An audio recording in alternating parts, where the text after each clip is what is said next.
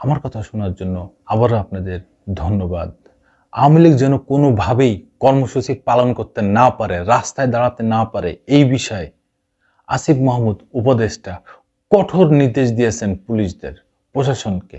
তিনি বলেন, বিচারের আগে কোনো অবস্থায় আওয়ামী লীগ মাঠে দাঁড়াতে পারবে না, তারা কোনো কর্মসূচি করতে পারবে না, তারা কোনো মিছিল, মিটিং, সভা সমাবেশ কিচ্ছু করতে পারবে না।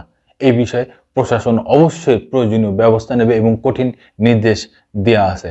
আর তাদের যেই সংগঠন ছাত্রলীগ এখন নিষিদ্ধ সংগঠন, সেই নিষিদ্ধ সংগঠনও যেন কোনোভাবেই কোনো প্রচার চালাইতে না পারে, সেই ব্যাপারেও সরকার সজাগ আছে।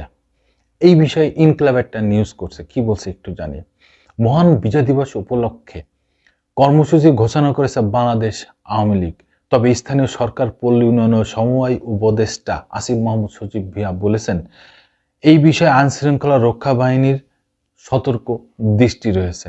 তিনি বলেন, আমরা দেখেছি তারা আগামীকাল কর্মসূচি ঘোষণা করেছে, এর আগেও বিভিন্ন সময় কর্মসূচি ঘোষণা করেছে, কিন্তু সেগুলো হয়নি। আইন শৃঙ্খলা রক্ষাকারী বাহিনী সতর্ক অবস্থানে রয়েছে। এই বিষয়ে রবিবার স্বরাষ্ট্র মন্ত্রণালয়ের সভাকক্ষে আইন শৃঙ্খলা সংক্রান্ত উপদেষ্টা কমিটির সভা শেষে তিনি এই কথা জানান। সভায় সভাপতিত্ব করেন স্বরাষ্ট্র উপদেষ্টা লেফটেন্যান্ট জেনারেল অবসর মোহাম্মদ জাহাঙ্গীর আলম চৌধুরী। আওয়ামী লীগের নেতাকর্মীদের নানা অপতৎপরতার পরিপ্রেক্ষিতে গ্রেপ্তার অভিযান আরও জোরদার করার সিদ্ধান্ত হয়েছে বলে জানিয়েছেন উপদেষ্টা। এর আগে এক ফেসবুক স্ট্যাটাসের মাধ্যমে মহান বিজয় দিবস উপলক্ষে কর্মসূচি ঘোষণা করে বাংলাদেশ আওয়ামী লীগ। দলটির পক্ষ থেকে স্মৃতিসৌধে শ্রদ্ধা নিবেদন, আলোচনা সভা সহ বিভিন্ন কর্মসূচির ঘোষণা দেওয়া হয়। এই বিষয়ে এক প্রশ্নের জবাবে উপদেষ্টা আসিফ মাহমুদ বলেন, আওয়ামী লীগ ও ছাত্রলীগ যে কোনো সময় বিশৃঙ্খলা করতে পারে, সেই সম্ভাবনা আছে। যতক্ষণ পর্যন্ত না তারা পুরোপুরি এলিমিনেটেড, নিশ্চিহ্ন না হয়, ততক্ষণ তারা এই অপচেষ্টা চালিয়ে যাবে। সভার সিদ্ধান্ত নিয়ে আসিফ মাহমুদ বলেন, সার্বিক আইন শৃঙ্খলা পরিস্থিতির উন্নয়ন এবং সামনে আমাদের যে ইভেন্ট আছে, সেই ইভেন্টগুলো সঠিকভাবে, সুষ্ঠুভাবে শৃঙ্খলা বজায় রেখে শেষ করা যায়, সেই বিষয়ে আলোচনা হয়েছে। আশা করি সামনের ইভেন্টগুলো খুব শান্তিপূর্ণ হবে। দেখেন, একটা বিষয় না বললেই নয় দর্শক বন্ধুরা, সেটা হচ্ছে আওয়ামী লীগ তার ভেরিফাইড ফেসবুকে এবং ওয়েবসাইটে বিজয় দিবস উপলক্ষে যেই সভা সমাবেশ, মিছিল, মিটিং, পুষ্পস্তবক অর্পণ সব কিছু ঘোষণা করেছেন এবং নেতাকর্মীদের ওখানে উপস্থিত থাকার কথাও জানিয়েছেন। একটা জিনিস একটু দিমাগ দিয়ে বোঝেন দর্শক বন্ধুরা, আওয়ামী লীগের সব নেতারা পালাতক, অল্প কিছু জেলখানায়। বড় বড় প্রথম সারির যে নেতারা সবাই বিদেশে পালাতক। দলের যে প্রধান সভানেত্রী শেখ হাসিনা, সে নিজেই বাংলাদেশ থেকে 5ই আগস্ট প্রথম দিনই সে পালিয়েছেন। তারপরে তার মন্ত্রীরা, তার এমপিরা সবাই পালিয়েছেন।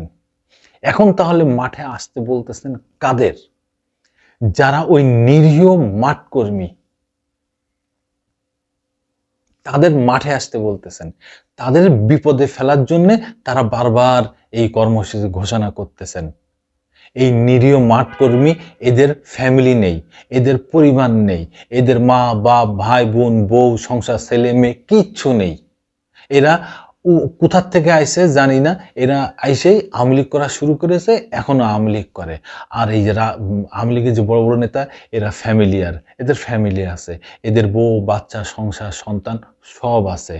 এদের টাকা পয়সার প্রয়োজন হয়, দেশ থেকে লুটপাট করেছে, এদের পালানোর প্রয়োজন হয়, এই জন্য এরা পালিয়ে গেছে। আর এই মাঠকর্মী দেখেন, টানা 15 বছর এই নেতারা রাজার হালে এই বাংলাদেশকে লুটপাট করে শাসন করেছে। আর এই মাঠকর্মী রয়ে গেছে, তাদের কিন্তু কোনো কিছু উন্নয়ন হয়নি। এখন আবার ঠিক এই মাঠকর্মীদের বিপদে ফেলানোর জন্য আবার নতুন করে ঘোষণা দিচ্ছে, কিন্তু এই মাঠকর্মীরা মাঠে নামবে না, কারণ তারা বুঝে গেছে তাদের বড় নেতাদের অপকর্মের যেই শাস্তি, সেই শাস্তি তারা পাচ্ছে। তারা এখন ঘরে থাকতে পারছে না, বাড়িতে থাকতে পারছে না, কাজকর্ম করতে পারছে না, পালিয়ে পালিয়ে থাকতে হচ্ছে, আওয়ামী লীগের নাম নিতে পারছে না। এই বড় নেতাদের অপকর্মের শাস্তি এখন তারা পাচ্ছে। এই কারণে তারা বুঝে গেছে যে তারা যেই দল করেছে, যেই নেতাদের পিছন ধরেছে, তারা সবাই ভুয়া। দর্শক বন্ধুরা, যদি কিছু বলার থাকে অবশ্যই আপনারা কমেন্টসে জানান। ধন্যবাদ। আবার আসবো নতুন কোনো কথা নিয়ে, নতুন কোনো ঘটনা নিয়ে। আমি প্রিন্স।